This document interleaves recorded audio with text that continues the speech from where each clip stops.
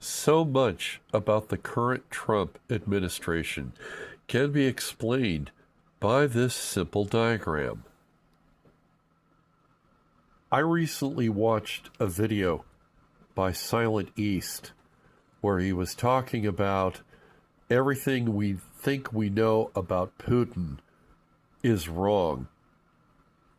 We tell ourselves comfortable lies about Putin because we do not understand the power structure that put Putin in place, and that Vladimir Putin will do everything that he can to maintain that power structure, even wage war. As Silent East explained, Vladimir Putin is in power. He is in a position of total power and privilege. And he will do everything he can to make sure that it stays this way, that he will be able to maintain the status quo that keeps him in this position of power. All of his decisions, all of his viewpoints are geared towards keeping him in power, and that's it. Anything else, the idea that he is responsible to the people under him, that he is even responsible to the people that put him in power, are signs of weakness. Something that it is very difficult for us to understand in the West. In the current Trump administration, there are many, many similarities to what is happening in Russia. Donald Trump is in a position of power and privilege and authority, and he will do everything he can to keep it that way. At the end of his first administration, he even plotted and coordinated an insurrection of the lower classes to overthrow our duly elected constituents to keep himself in power.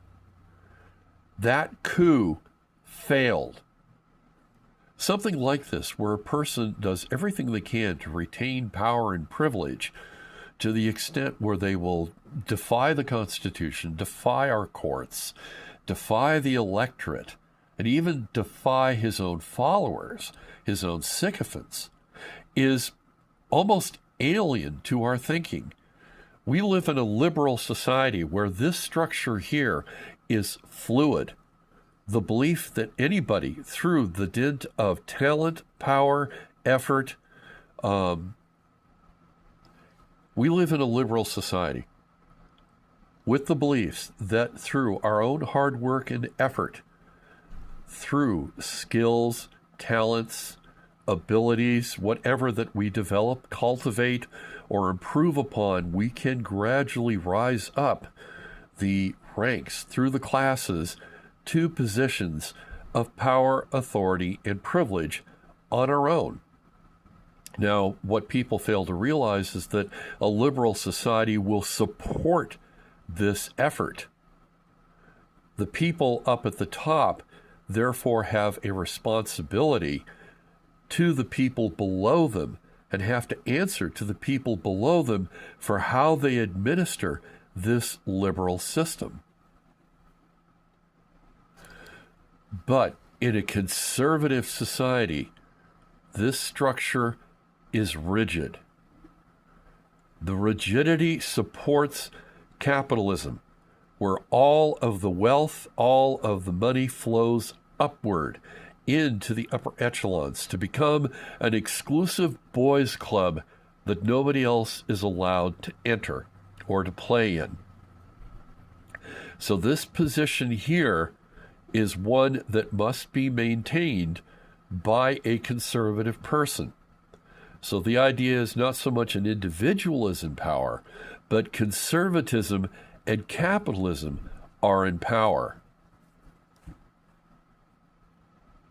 In a conservative administration, the people at the top, holding positions of power, privilege, and authority, are answerable to the people below them. But when you have somebody who is able to then play the system, subvert the process, put themselves in a position of power and do everything they can to stay there, capitalism supports this move, because with this person in power, capitalism is in power. Billionaires are in power, and they do not have to answer to the people below them. Trump idolizes Putin. He idolizes dictators. And so he is going to do everything he can to stay in power. Anything less, he considers a sign of weakness. So we're going to have the elections for the new presidential elections. Trump will simply ignore the outcome. And by the way, those January 6th insurrectionists that he pardoned, they're going to ring the White House with guns to prevent anybody from going in there and removing Trump from power. I sincerely hope that we will be able to make the transition, a hopefully peaceful transition, to a new administration once Donald Trump is voted out of office.